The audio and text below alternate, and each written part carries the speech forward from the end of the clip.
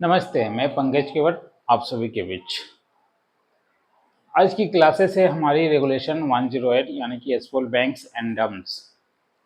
एसपोल banks और dumps इसका मतलब क्या होता है?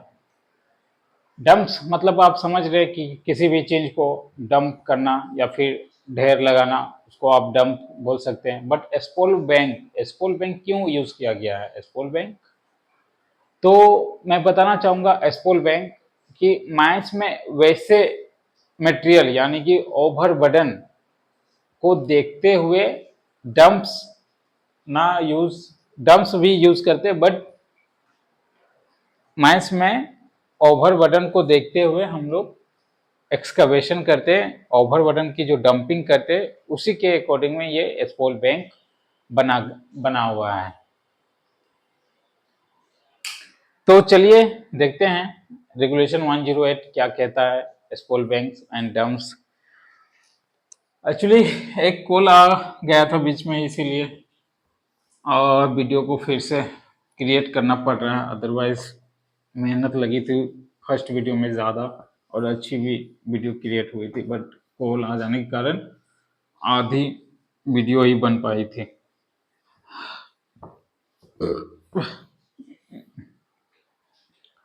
एक बार मैं लाइटिंग देख लेता हूँ, लाइट प्रॉपर है या नहीं, क्योंकि लाइट चली गई है। तो ये मैं, हाँ लगभग ठीक है, काम चलाने लायक। आप लोग ब्राइटनेस अपनी मोबाइल की ब्राइटनेस बढ़ा के आप वीडियो को देख सकते हैं। तो कहता है ओपन कास्ट माइंस, अगर ये आपकी सरफेस है और यहाँ से आपका कोयल का स्टार्टअप फॉर्मेशन है, तो यहाँ से जो इतना आपका 100, 150 या फिर 50 मीटर जितना भी एक्स्ट्रा मटेरियल, वेस्टेज मटेरियल जिसको हम लोग ओबी के नाम से जानते हैं, अगर ये ओबी हटाएंगे तभी तो हम लोग कोयले का फॉर्मेशन करेंगे, कोयले को निकालेंगे। तो ये ओबी हटाने का मतलब कैसे हटाएं इसको, और हटा के हम लोग कहाँ डंप रखें और किस लिए डंप को रखें, ठीक ना। तो इसी के प्रोसेस को, इसी को माध्यम को देखते हुए रेगुलेशन 108 बनाई गई है कि जब भी माइंस ओपन कास्ट वर्किंग होगा तो खाई बन जाएगी, मटेरियल्स एक्सकवेशन करने के बाद वहाँ खाई बन जाएगी, तो उस पर रिक्लाइनेशन करने के लिए आपको ओवरबर्डन जो ओबी आप डंप कर रहे हैं उसको इकट्ठा करके रखेंगे ताकि रिक्लाइनेशन में आपको सहूलियत मिलेगी। तो जो ओवरबर्डन इकट्ठा करने की बात रखी गई है उसी के बारे में, उसकी क्या डायमेंशन होगी, क्या डाटा है, क्या उसमें रूल्स रेगुलेशन है, इसी के बारे में हमको देखना है।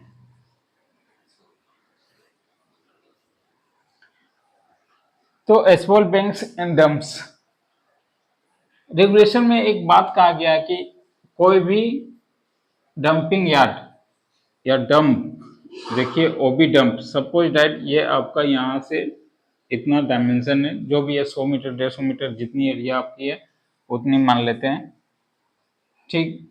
आपने यहाँ से माल उठाना, डंपर लाते हुए यहाँ से गिराना स्टार्ट किया, ठीक। गिराते गिराते ये ऐसा स्ट्रक्चर बनेगा, फिर ऐसे बनेगा, फिर होते होते ऐसे बनेगा, ये पहाड़ बन जाएगा, थोड़ा सा छोटा स्मॉलेस्ट पहाड़ इस तरह। फिर आप क्या करेंगे, इसी के नीचे एक और यहाँ डंपर डंप करेगा, ऐसे करेगा, फिर ये भी स्ट्रक्चर लेगा, स्ट्रक्चर लेगा, स्ट्रक्चर लेगा। एक टाइम आएगा कि ये आपका सारा स्ट्रक्चर यानी कि डायमेंशन भर जाएगा एज इट इज डंपिंग में दिस वन। तो फिर आपको क्या करना है, यानी कि अब आप डंप कहाँ करेंगे, आपका जो भी रेडियस, जो भी एरिया है वो सारा एक्वायर हो चुका है।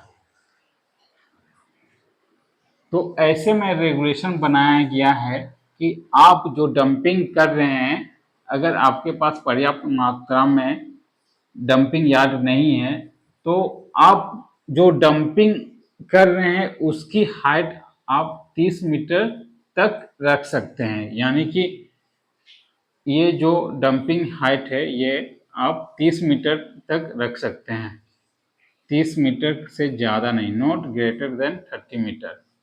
ये 30 मीटर तक आप डंपिंग की हाइट रख सकते हैं। पहला बात सुनिएगा ध्यान से, ओके। तो पहला डंप आपने कितना किया, 5 मीटर हुआ, 6 मीटर हुआ, 10 मीटर तक गया, 15 मीटर तक गया, ठीक ना।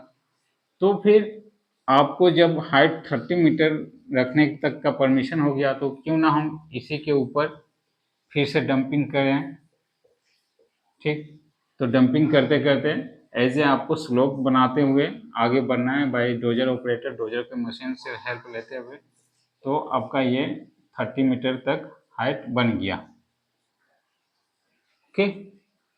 30 मीटर हाइट हमारी बन गई। अब वहाँ पे ऐसा है कि मटेरियल ओबी अभी भी बचा हुआ है हमारे पास, अभी भी ओबी हम एक्सकवेशन कर रहे हैं।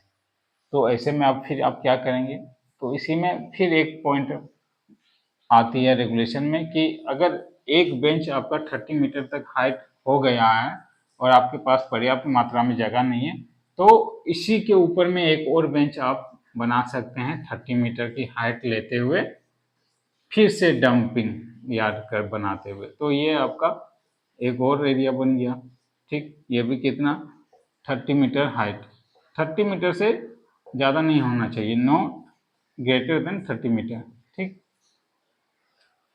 इतना सेकेंड बेंच भी हम लोग ने डंपिंग यार्ड के लिए बनाया, बट अभी भी वहां पे हमारा ओवरबर्डन पर्याप्त मात्रा में है।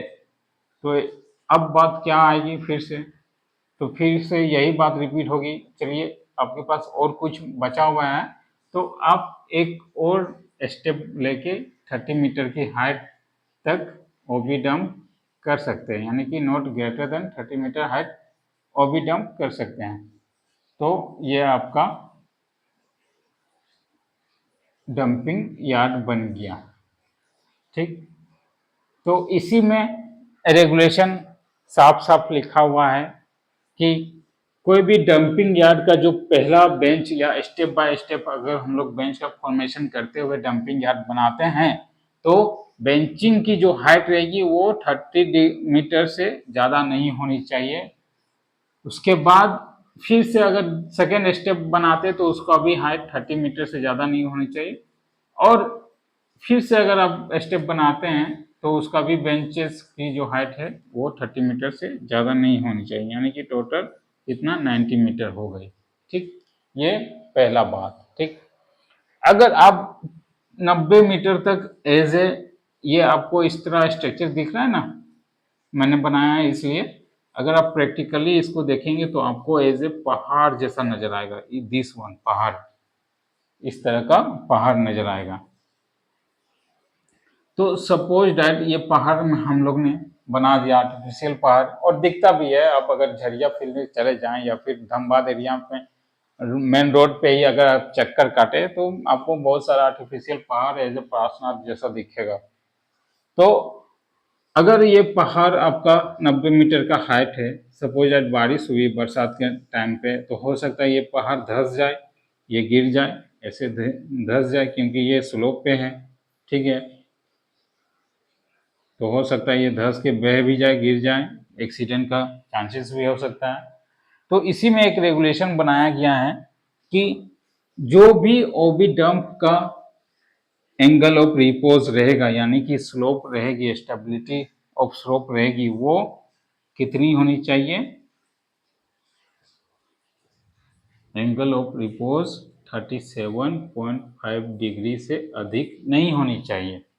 ये किस लिए रखी गई है, ताकि हमारा स्लोप स्टेबिलिटी मेंटेन रहे, किसी भी रीजन से ये धसे नहीं, दहे नहीं, एक्सीडेंट का खतरा नहीं रहे। तो ये स्लोप क्या रखी गई है, 37.5 डिग्री, ठीक।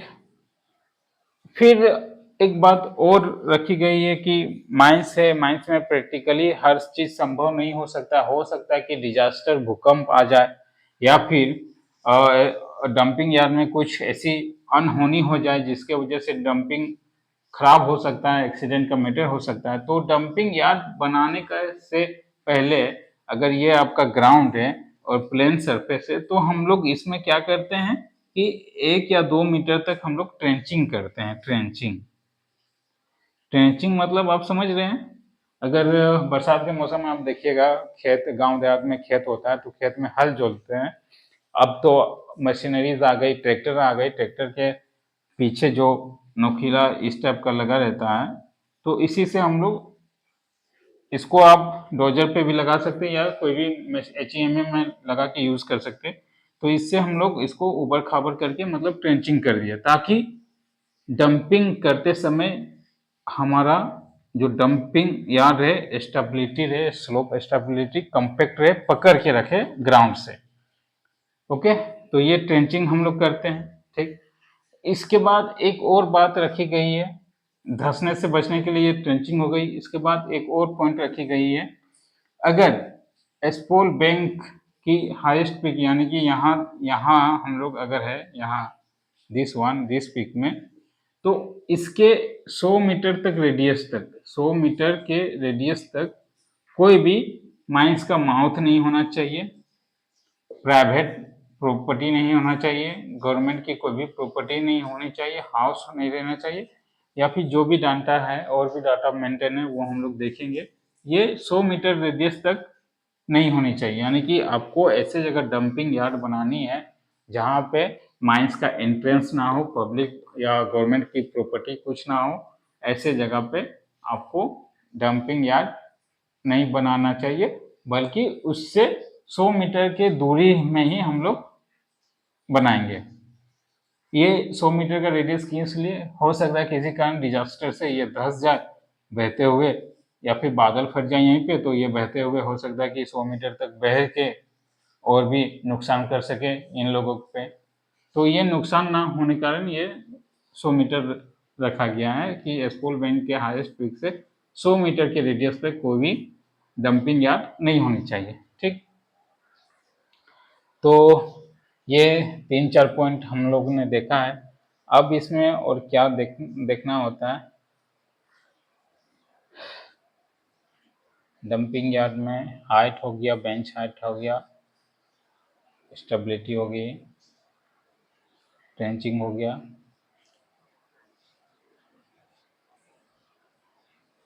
और बातें अभी कुछ याद नहीं आ रही है तो चलिए हम लोग, हाँ एक और पॉइंट है बुक में मेंटेन है कि अगर आप 100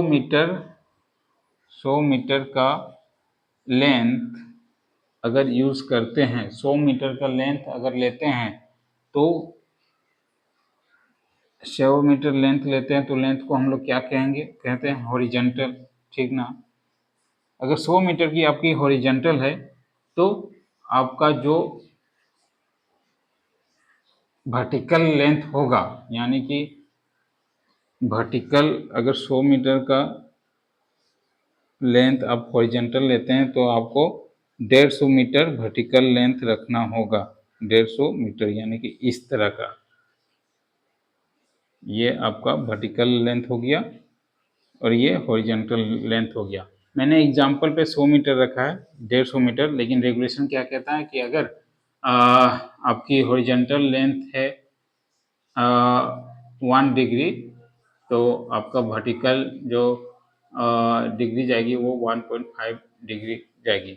तो कहने का मतलब है कि 100 मीटर आपकी अगर लेंथ है तो 150 मीटर यानी कि 1.5 डिग्री आपकी ये वर्टिकली होना चाहिए। ये पॉइंट रखी गई है यहाँ पे रेगुलेशन में। ठीक है, तो चलिए देखते हैं रेगुलेशन क्या कहता है। तो रेगुलेशन 108 स्पोल बैंक्स एंड डंप्स, देखिए while removing overburden the top soil shall be staged in separate place so the same is used cover to reclaimant area। ठीक है, हम लोग ओवरबर्डन को यूज करते हैं रिक्लाइमेंट एरिया में, और फिर उसको रिक्लाइनेशन के लिए ओवरबर्डन का यूज करते हैं। उसके बाद सेकेंड पॉइंट कहता था slope of spoil bank shall be determine the natural angle of repose of material being deposited but in